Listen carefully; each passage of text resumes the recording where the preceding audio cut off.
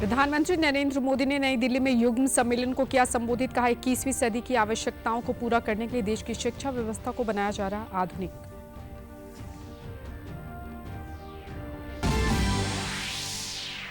मुख्यमंत्री नायब सिंह सैनी ने यूपीएससी परीक्षा में प्रदेश का नाम रोशन करने वाले अभ्यर्थियों को किया सम्मानित। कहा अपनी मेहनत और ईमानदारी से लिखिए विकसित भारत की पटकथा।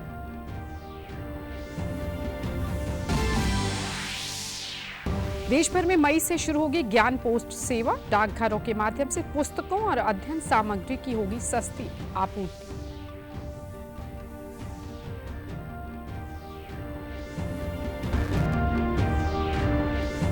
प्रदेश सरकार ने ऑल इंडिया टूरिस्ट परमिट की वैधता अवधि को 9 साल से बढ़ाकर 12 साल करने का लिया फैसला। जल्द जारी होगी अधिसूचना।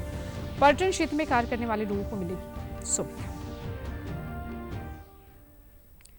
नमस्कार, मैं हूं रचिंदर कौर। अब समाचार विस्तार से। प्रधानमंत्री नरेंद्र मोदी ने कहा है कि 21वीं सदी की आवश्यकताओं को पूरा करने के लिए सरकार देश की शिक्षा व्यवस्था को आधुनिक बना रही है। उन्होंने कहा कि केंद्र देश के हर विद्यार्थी के लिए विश्व स्तरीय ज्ञान सुगम बना रहा है। वे आज नई दिल्ली के भारत मंडपम में युग्म सम्मेलन को संबोधित कर रहे थे। इस दौरान उन्होंने कहा कि देश का भविष्य युवाओं पर निर्भर है, इसलिए भारत के उज्जवल भविष्य के लिए उन्हें तैयार करना अहम है। प्रधानमंत्री ने कहा कि नई शिक्षा नीति देश में परिवर्तन ला रही है। उन्होंने कहा कि प्रतिभा, स्वभाव और प्रौद्योगिकी की त्रिमूर्ति भारत के भविष्य को परिवर्तित करेगी। भारत के विश्वविद्यालय परिसर गतिशील केंद्र के रूप में उभर रहे हैं, जहां युवा अभूतपूर्व नवाचारों को आगे बढ़ा रहा है। उन्होंने कहा कि आईआईटी और एम्स के सहयोग से कई मेडिटेक पाठ्यक्रमों की शुरुआत की गई है। प्रधानमंत्री ने समय पर इस यात्रा को पूरी करने की बात कही। उन्होंने यह सुनिश्चित करने को कहा कि भारत भविष्य की हर तकनीक के लिए दुनिया में सर्वश्रेष्ठ की सूची में शामिल हो। प्रधानमंत्री नरेंद्र मोदी ने कहा कि भारत के लिए एआई को उपयोगी बनाने के मकसद से सरकार मेक एआई इन इंडिया के दृष्टिकोण पर काम कर रही है।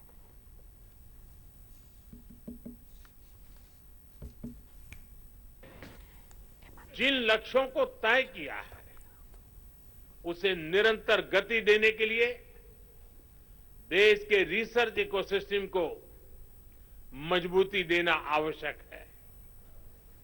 पिछले एक दशक में इस दिशा में तेजी से काम हुआ है। जरूरी संसाधनों को बढ़ाया गया है। 2013-14 में R&D पर ग्रॉस एक्सपेंडिचर केवल 60,000 करोड़ रुपए था।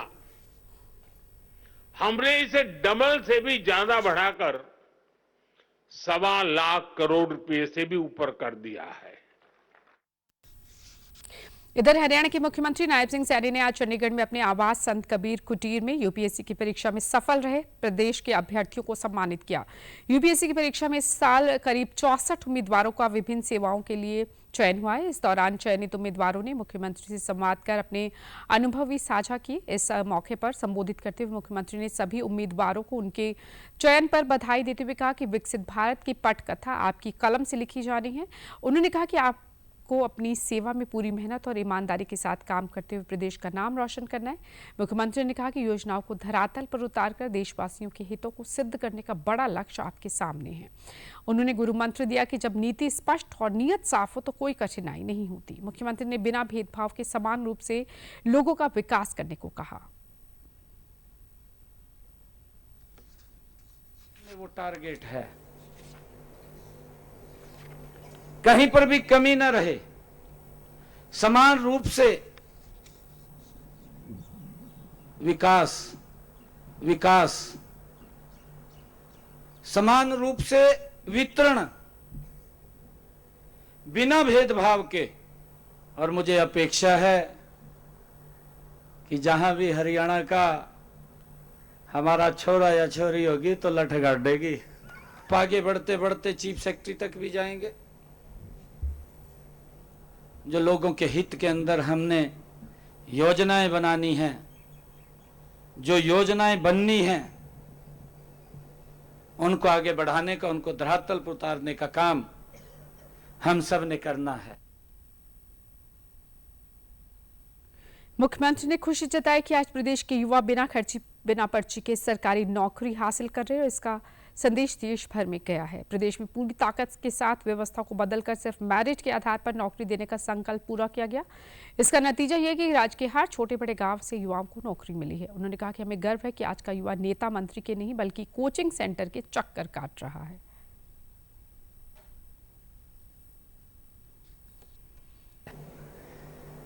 कि जब नीति स्पष्ट हो और जब नियत साफ हो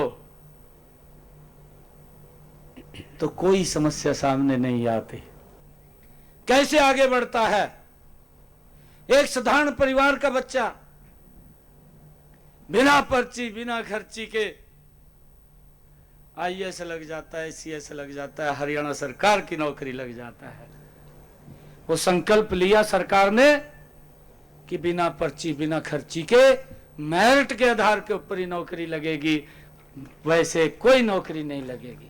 मुझे इस बात की खुशी भी है, इस बात का गर्व भी है और ये उसी का परिणाम है। आज इतनी बड़ी संख्या में हमारे यूपीएससी में बच्चे आए हैं, हरियाणा के आए हैं। मुझे गर्व है इस बात का और इसका परिणाम ये है कि आज हमारा युवा कोचिंग सेंटर के चक्कर काटता है, किसी विधायक मंत्री के चक्कर नहीं काटता है। 16वें वित्त आयोग के अध्यक्ष डॉक्टर अरविंद पनगड़िया ने कल राज्यों से परामर्श लेने के लिए प्रदेश का दौरा किया। वित्त आयोग देश भर में हितधारकों के साथ व्यापक रूप से परामर्श कर रहा है। यह सिलसिला जून तक जारी रहेगा। आयोग की अंतिम रिपोर्ट इस साल 31 अक्टूबर तक प्रस्तुत की जानी है। बैठक के बाद पत्रकार वार्ता को संबोधित करते हुए उन्होंने कहा कि प्रदेश सरकार ने उनके समक्ष आपत्ति जताई गई है कि पिछले कुछ सालों में राज्य को सैंड्रो टैक्स के रेवेन्यूज के हस्तांतरण में अपने हिस्से से कम हासिल हुआ। उन्होंने बताया कि अन्य राज्यों की तरह हरियाणा ने भी डिविजिबल पूल में मौजूदा हिस्सा 41% से बढ़ाकर 50% की मांग रखी है। उन्होंने ये भी बताया कि हॉरिजॉन्टल डिविजिबल पर हरियाणा ने पिछले फॉर्मूले की तुलना में कुछ महत्वपूर्ण बदलावों का भी प्रस्ताव रखा है। उन्होंने बताया कि राज्य की ओर से बदलाव के लिए जो प्रमुख सिफारिशें की गई उनमें जनसंख्या के वेटेज को 15% से घटाकर 7.5% करना और एरिया के वेटेज को 15% पर बनाए रखना शामिल है। राज्य ने फिस्कल एफर्ट के लिए वेटेज को 2.5% से बढ़ाकर 35% करने की सिफारिश की है। इसके अलावा जीएसटी लागू होने के कारण राजस्व में हानि को पाटने के लिए एक नया क्राइटेरिया शुरू करने का भी सुझाव मिला है, जिसका प्रस्तावित वेटेज 15% है।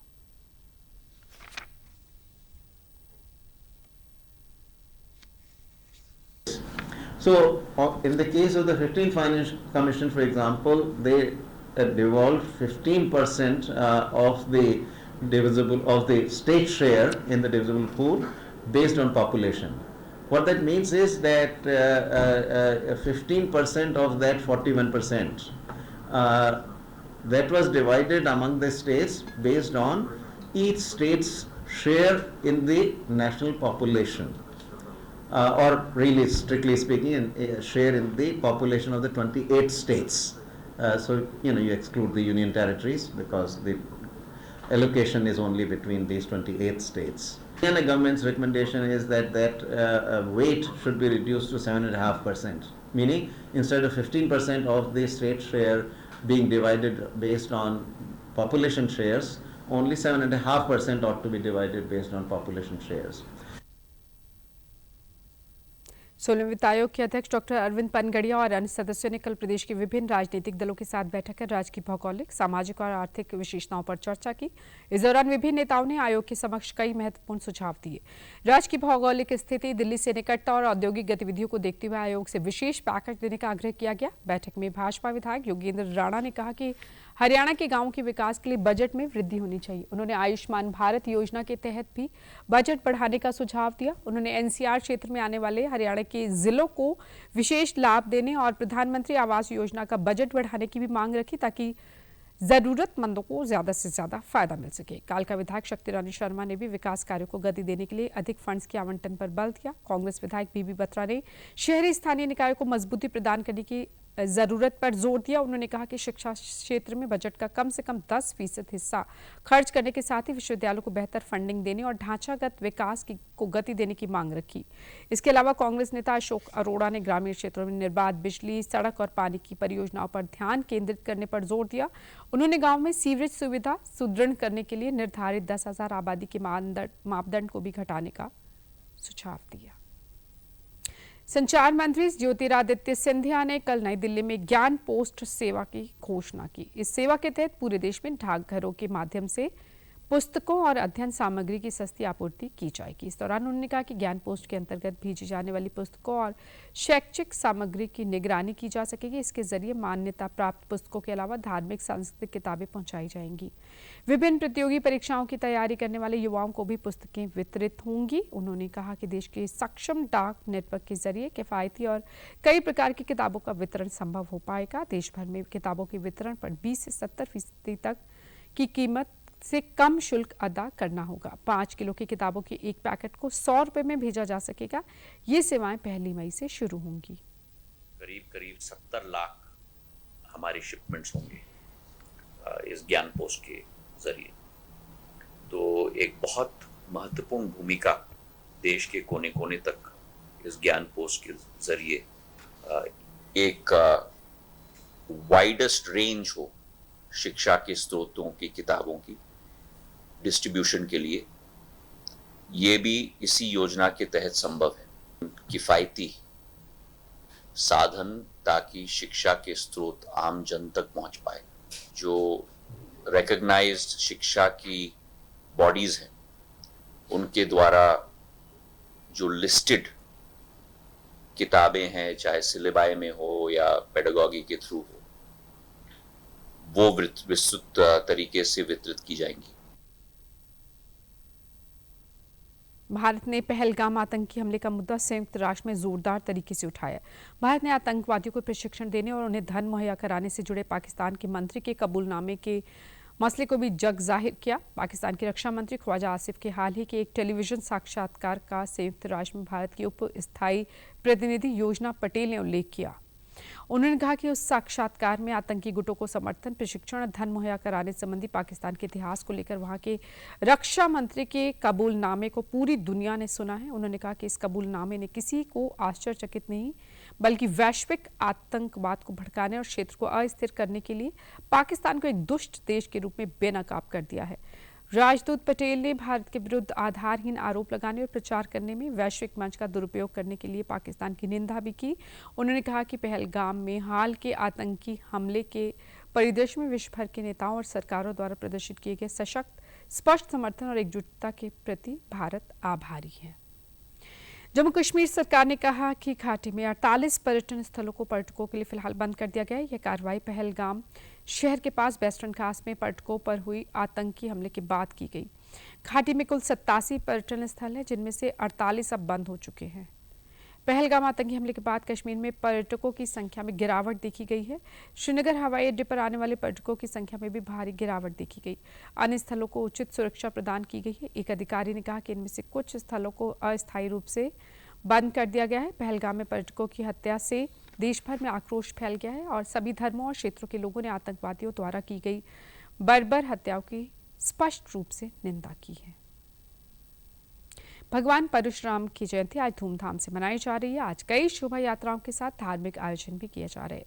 हिंदू मान्यता के मुताबिक भगवान परशुराम को विष्णु जी का छठा अवतार माना जाता है, जो चिरंजीवी हैं। माता रेणुका और ऋषि जमदग्नि के घर उनका जन्म हुआ था। वैशाख मास के शुक्ल पक्ष की तृतीया को परशुराम जयंती मनाई जा रही है। प्रधानमंत्री नरेंद्र मोदी ने परशुराम जयंती के मौके पर प्रदेशवासियों को शुभकामनाएं दी हैं। उन्होंने एक्स पर सोशल मीडिया पोस्ट पर आशा जताई कि शस्त्र, कौशल और धार्मिक ग्रंथों के ज्ञाता भगवान परशुराम का आशीर्वाद सबके जीवन को उत्साह और शक्ति से भरपूर करे। मुख्यमंत्री नायब सिंह सैनी ने भी एक्स प्लेटफॉर्म पर कहा कि शस्त्र और शास्त्र के धनी, पराक्रम के कारक और सत्य के धारक भगवान परशुराम जी के जन्मोत्सव की सभी को हार्दिक बधाई एवं शुभकामनाएं। भगवान परशुराम का जीवन युगों युगों तक हम सभी के लिए प्रेरणादायी रहेगा। राज्यपाल बंडारू दत्तात्रेय ने भगवान परशुराम जयंती के पावन मौके पर राजभवन में उनके चित्र पर माल्यार्पण कर भावभीनी श्रद्धांजलि दी। इस दौरान राज्यपाल ने भगवान परशुराम की शाश्वत शिक्षाओं और वीरता, धार्मिकता, धर्म के प्रति समर्पण और समाज की सेवा जैसे मूल्यों पर प्रकाश डाला। उन्होंने देश प्रदेश के लोगों से भगवान परशुराम के जीवन और आदर्शों से प्रेरणा लेकर एक मजबूत, समावेशी और समतापूर्ण भारत के निर्माण का आग्रह किया। राज्यपाल ने कहा कि भगवान परशुराम का जीवन पीढ़ियों के लिए मार्गदर्शक, प्रकाश का रूप है। सत्य, न्याय और समाज के उत्थान के प्रति उनकी अटूट प्रतिबद्धता आज के समय में बहुत प्रासंगिक है। उन्होंने भगवान परशुराम के बताए मार्ग पर चलने का संकल्प लेकर राष्ट्रीय एकता, सामाजिक सद्भाव और सामूहिक प्रगति में योगदान देने को कहा। उन्होंने समृद्ध भविष्य के लिए समुदायों के साथ मिलकर काम करते हुए भारत की आध्यात्मिक और सांस्कृतिक विरासत को संरक्षित करने के महत्व पर भी जोर दिया। प्रदेश के कैबिनेट मंत्री डॉक्टर अरविंद शर्मा ने कहा है कि आगामी 17 मई को रोहतक के पहरावर में राज्य स्तरीय भगवान परशुराम जयंती समारोह का आयोजन किया जाएगा। मुख्यमंत्री नायब सिंह सैनी इस समारोह में बतौर मुख्य अतिथि शिरकत करेंगे। वे कल झज्जर में आयोजित एक सामाजिक समारोह को संबोधित कर रहे थे। इस दौरान उन्होंने कहा कि भाजपा सरकार ने प्रदेश में राजकीय स्तर पर जयंती समारोह मनाने की परंपरा शुरू की थी ताकि प्रदेश का जन और हमारी युवा पीढ़ी संत महापुरुषों के विचार से जुड़े। आज मुख्यमंत्री पूरी गंभीरता से इस पहल का क्रियान्वयन कर रहे हैं। हाल ही में बाबा साहेब डॉक्टर भीमराव अंबेडकर जयंती, धन्ना भगत जयंती और को प्रदेश सरकार द्वारा राजकीय समारोह के तौर पर मनाया गया। इससे पहले डॉक्टर अरविंद शर्मा ने पहलगाम आतंकी हमले में शहादत पाने वाले नागरिकों को श्रद्धासुमन अर्पित किए। फतेहाबाद में भी आज परशुराम जयंती धूमधाम से मनाई गई। रघुनाथ मंदिर में सुबह से ही श्रद्धालुओं की लंबी कतारें दिखनी शुरू हो गई। इस मौके पर कई श्रद्धालु मंदिर पहुंचे और भगवान परशुराम की पूजा अर्चना की। हर साल की तरह इस बार भी एक भव्य शोभा यात्रा निकाली गई। यात्रा में पारंपरिक वेशभूषा में सजे लोगों ने झांकियां निकाली और भगवान परशुराम के जयकारों से पूरा क्षेत्र गूंज उठा। मंदिर के प्रमुख पंडित शास्त्री मान सिंह ने बताया कि भगवान परशुराम विष्णु जी के छठे अवतार माने जाते हैं, जिन्होंने अधर्म के खिलाफ शस्त्र उठाकर समाज में न्याय और धर्म की स्थापना की। पंडित जी ने कहा कि परशुराम जयंती में हमें अन्याय के विरुद्ध खड़े होने की प्रेरणा देती है और हर साल इसे बड़ी ही श्रद्धा के साथ मनाया जाता है।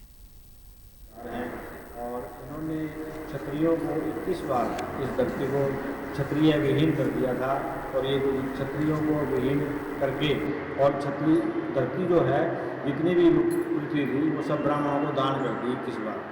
इन्होंने जैसे क्षत्रियों से विहीन कर दिया, जो मतलब कि दुष्ट थे इस संसार के राक्षस बुद्धि के लोग, इन्होंने उनको मारा और धरती को ब्राह्मणों को दान किया जीत करके। और इसी तरह हम भी जो ब्राह्मण लोग हैं हमें भी ऐसा संकल्प लेना चाहिए, जो इस संसार में मतलब क्या है दुष्ट शक्तियाँ हैं या कोई दुश्मन है देश के, उनका संहार करना चाहिए हमें भी। यहाँ पहुंचे श्रद्धालुओं ने बताया कि परशुराम जयंती के पावन अवसर पर उन्होंने समाज में फैली बुराइयों जैसे नशाखोरी, कन्या भ्रूण हत्या और अन्य सामाजिक कुरीतियों के खिलाफ संकल्प लिया है। उन्होंने बताया कि भगवान परशुराम केवल एक महान योद्धा ही नहीं बल्कि नीति, सत्य और धर्म के प्रतीक थे। हम सभी उनके बताए गए रास्तों पर चलकर समाज में सकारात्मक बदलाव लाएंगे। जो इनके काल में त्रेता युग में जब श्री राम अवतार हुए थे तो इन्होंने क्षत्रियों ने जो क्षत्रिय जुर्म करते थे, समाज में गलत काम करते थे, लोगों को दबाते थे, उनके खिलाफ इन्होंने युद्ध किया। और जैसे अपने शास्त्र बताते हैं कि उन्होंने 21 बार उन दुष्ट क्षत्रियों से इस धरती को विहीन किया, उनको परास्त किया। इसके बाद जो आज का समय है, इस समय में ब्राह्मण समाज को जैसे सारा मतलब देश ही मानता है, सब लोग सारा समाज मानता है कि पढ़ी लिखी एक मतलब जमात है ये। पेड़ बढ़ने तक इसकी रखवाली करेंगे, इसको पानी देंगे, इसमें दवाइयाँ डालेंगे, इसकी देखरेख करेंगे। तो हम कोई भी पुण्य काम हो, चाहे कोई जयंती है या कोई शहीदी दिवस है या कोई पर्व है, उस मौके पर हम पौधा लगाते हैं और उस पौधे की हम बड़े होने तक देखभाल भी करते हैं। समाज के लोगों के लिए बहुत कुछ किया है, वो हम अपने शब्दों में नहीं कह सकते हैं, क्योंकि देखिए उनके जो चरित्र। राजस्थान सरकार की पहल पर सरस्वती नदी को लेकर सरस्वती हेरिटेज बोर्ड के साथ जयपुर में एक बैठक हुई। इस बैठक में राजस्थान के सिंचाई मंत्री सुरेश रावत शामिल हुए। इस दौरान उन्होंने बताया कि सरस्वती नदी को हरियाणा की तर्ज पर राजस्थान में बहाने को लेकर एक योजना बनाई जा रही है। उन्होंने इस योजना को आगे बढ़ाने की बात कहकर प्रदेश के मुख्यमंत्री के समक्ष रखने के लिए कहा। उन्होंने कहा कि सरस्वती नदी इस क्षेत्र में युगों से बहती थी और अब इस नदी को धरातल पर लाने का काम हरियाणा के साथ राजस्थान सरकार ने शुरू किया है। मुख्यमंत्री नायब सिंह सैनी के आदेश पर इस प्रोजेक्ट पर काम किया जा रहा है और राजस्थान सरकार ने इस परियोजना को आगे बढ़ाने के लिए अपनी इच्छा जताई और राजस्थान के सूखे क्षेत्र को हरा भरा बनाने में बहुत बड़ा काम कर सकती है। उन्होंने बताया कि सरस्वती नदी इस क्षेत्र में युगों युगों से बहती थी और अब इस नदी को धरातल पर लाने का काम हरियाणा के साथ राजस्थान सरकार ने शुरू किया है।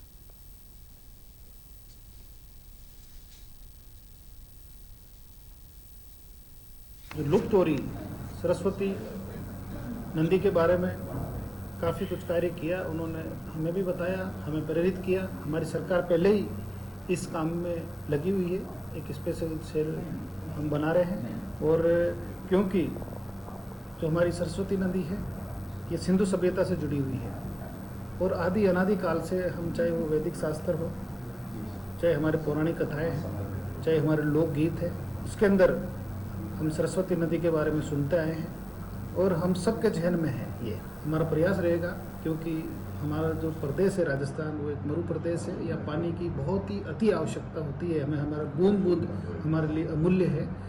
इसके लिए हमारी भजनलाल जी की सरकार दिन रात काम कर रही है। इसके अलावा भी हमारे जो अलवर ज़िले से जुड़ी हुई, भरतपुर ज़िले से जो कुछ नदियाँ जुड़ी हुई है, उसको भी हम वापस पुनर्जीवित करने का काम कर रहे हैं। और विशेष तौर से जो सरस्वती नदी है ये हमारे राजस्थान के लिए एक जीवनदायिनी साबित हो सकती है।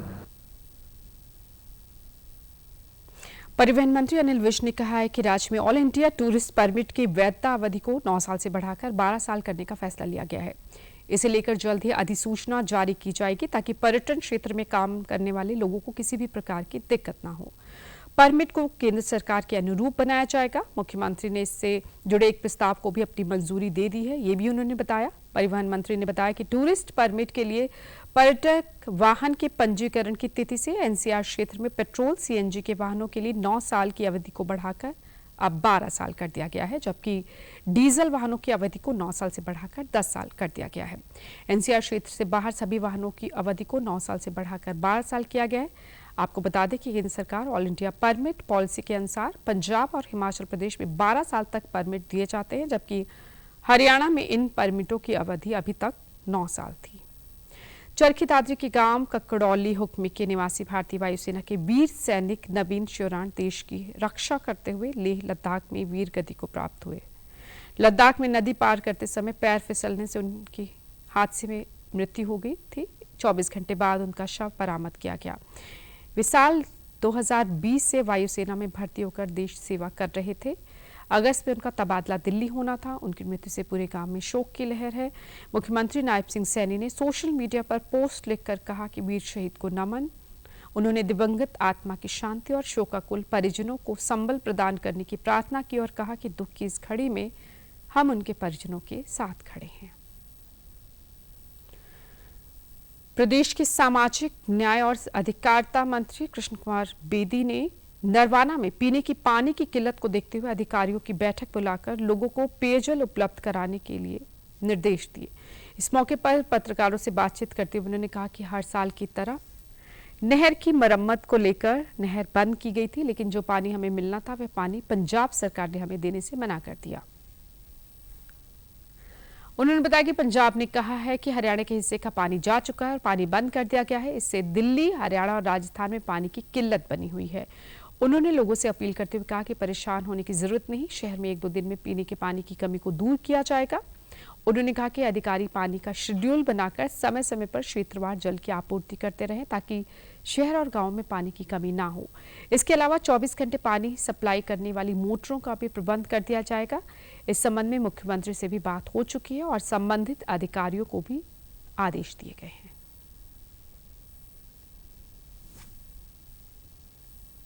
कि पानी की आपको किसी प्रकार की किल्लत नहीं होने देंगे। हम अभी शेड्यूल बना रहे हैं अधिकारियों के साथ बैठ के, क्योंकि ये क्राइसिस खड़ा हो गया है। पंजाब से जो पानी आता है, दिल्ली में बीजेपी की सरकार है, हरियाणा में बीजेपी की सरकार है, राजस्थान में बीजेपी की सरकार है। इन दिनों में जो पानी पंजाब से आता था, हमें मिलता था, वो पंजाब ने देने से मना कर दिया। लोगों से एक अपील करता हूँ, कुछ गैर जरूरी चीज़ें जो इस क्रूशल टाइम में हमें स्थगित करनी पड़ेंगी। हो सकता है कि थोड़ी देर के लिए पानी आपको पीने के लिए या नहाने के लिए, कपड़े धोने के लिए, घर की साफ सफाई के लिए मिले, परंतु उससे पहले लोग गाड़ी धोने की कोशिश करते हैं। या कई मकान ऐसे अंडर कंस्ट्रक्शन हैं जो अभी पानी यदि वो ज़रूरी नहीं है तो मेरा उनसे भी निवेदन है कि 5 या 4 दिन के लिए वो भी इस काम को स्थगित कर दें। और कुछ लोग लोकल गार्डनिंग भी करते हैं, परंतु पीने के पानी को पूरा करने से पहले वो गार्डनिंग का या पार्कों में पानी छोड़ने का थोड़ा सा अभी 5-4 दिन का परहेज करें। BRD एयरफोर्स स्टेशन चंडीगढ़ में marshal of the air force Arjan Singh memorial hockey tournament की शुरुआत हो गई है। आज इसके छठे संस्करण का भव्य उद्घाटन समारोह आयोजित किया गया। समारोह में स्कूली बच्चों ने सांस्कृतिक कार्यक्रम प्रस्तुत किया और एयर वॉरियर्स ने थ्रिल टू ड्रिल का प्रदर्शन कर दर्शकों को चकित कर दिया। एयरफोर्स म्यूजिकल बैंड ने भी अपनी प्रस्तुति से दर्शकों को मंत्रमुग्ध किया। इस मौके पर मुख्य अतिथि के तौर पर उपस्थित रहे एयर मार्शल विजय कुमार गर्ग ने टूर्नामेंट के उद्घाटन की आधिकारिक घोषणा की। अपने संबोधन में उन्होंने कहा कि यह आयोजन मार्शल अर्जन सिंह की विरासत और राष्ट्र के लिए उनके योगदान को एक सच्ची श्रद्धांजलि है। टूर्नामेंट के महत्व पर जोर देते हुए उन्होंने कहा कि यह शीर्ष हॉकी टीमों को अपने कौशल का प्रदर्शन करने के लिए एक मंच प्रदान करेगा। इसके बाद उद्घाटन मैच भारतीय वायुसेना और केंद्रीय प्रत्यक्ष कर बोर्ड के बीच खेला गया, जिसमें वायुसेना की टीम ने 5-1 के साथ जीत हासिल की। भारतीय वायुसेना के अग्निवीर वायु सुखनाथ गुरिया को मैन ऑफ द मैच के रूप में सम्मानित किया गया। यह टूर्नामेंट 6 मई तक चलेगा। इस टूर्नामेंट में बांग्लादेश की एक अंतर्राष्ट्रीय टीम सहित कुल 12 टीमें हिस्सा ले रही हैं।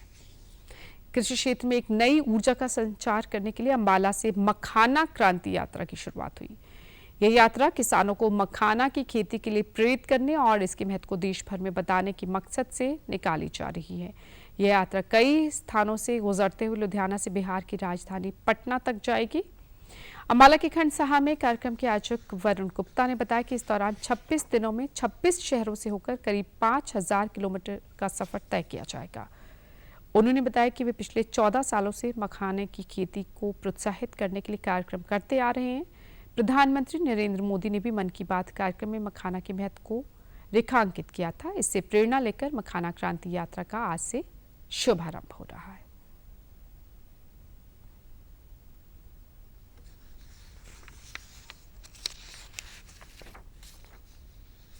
हमने शुरुआत की है मखाना क्रांति यात्रा की। इस यात्रा का मेन उद्देश्य है कि विभिन्न राज्यों के अंदर मखाना की पैदावार को, उसकी खेती को बढ़ावा देना। इससे जुड़े जो मल्लाह समुदाय हैं बिहार के अंदर जो पूरी मखाना का प्रोसेसिंग करते हैं, इनकी जीवन को उत्थान करना और इस मखाना के प्रोसेसिंग को यंत्रीकरण करना, मशीनों द्वारा जोड़ना, ताकि इसकी प्रोडक्शन को बढ़ाया जाए। जैसा कि आप सब मौसम में लगातार बदलाव के चलते दिल्ली एनसीआर के लोगों को कभी तेज धूप और गर्मी का सामना करना पड़ रहा है, वहीं दूसरी तरफ अचानक आसमान में छाए बादलों से कुछ देर के लिए लोगों को राहत जरूर मिली। मौसम विभाग ने 1 और 2 मई को आंधी तूफान के साथ साथ तेज बारिश की संभावना जताई है। इसके अलावा बादलों के साथ सूरज की लुका छिपी के चलते अधिकतम तापमान में गिरावट दर्ज की जाएगी। मौसम विभाग ने 1 मई को अलर्ट जारी किया है, जिसके मुताबिक तेज आंधी तूफान के साथ तेज बारिश हो सकती है। इस दिन अधिकतम तापमान में गिरावट दर्ज की जाएगी। 1 मई को अधिकतम तापमान 37 डिग्री और न्यूनतम तापमान 26 डिग्री रहने की संभावना जताई गई है। अगले 2 दिन 2 मई को भी तेज बारिश और तूफान का अलर्ट जारी किया गया है। वेव्स एक ऐसा मंच है जहां मीडिया, मनोरंजन और टेक्नोलॉजी की दुनिया के क्रिएटर्स, इनोवेटर्स, आर्टिस्ट एक साथ एक मंच पर आ रहे हैं। मंच सज चुका है, काउंटडाउन शुरू हो चुका है। पहले world audio visual and entertainment summit यानी कि वेव्स के लिए 1 से 4 मई तक मुंबई के जियो कन्वेंशन सेंटर में होने वाला है वेव्स 2025 का आयोजन। देखिए हमारी ये खास रिपोर्ट। वेव्स 2025 मीडिया और मनोरंजन उद्योग के दिग्गजों, रचनाकारों, निवेशकों के लिए एक सर्वश्रेष्ठ मंच प्रदान करने जा रहा है। भारत अपनी सांस्कृतिक विरासत, रचनात्मक प्रतिभा और विश्व स्तरीय तकनीकी क्षमताओं के साथ वैश्विक मीडिया और मनोरंजन जगत में नेतृत्व करने को तैयार है।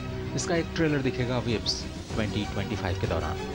अमिताभ बच्चन से लेकर चिरंजीवी तक विश्व के दिग्गज सितारे भारत की युवा शक्ति को प्रोत्साहित करने जुटेंगे। Hello, you're coming there, right? Come on, sir.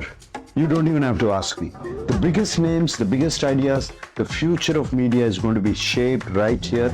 But who exactly is going to be there? Global leaders, entertainment's के sharp minds और innovators who are breaking boundaries. Music हो, cinema या live performances, past, present और future icons, सब यही मिल रहे हैं। यार सब कह रहे हैं कुछ बड़ा होने वाला है, लेकिन क्या ये सिर्फ एंटरटेनमेंट के बारे में? This isn't just about entertainment. The biggest deals, investments, collaborations, this is where they happen. But who's actually leading the conversation? The Prime Minister himself is sitting down with industry leaders, shaping global policies and partnerships. PM is involved. So we're talking about setting global standards, shaping the future of the industry. Wow. Exactly. इस bulletin में फिलहाल इतना ही, इजाजत दीजिए, नमस्कार।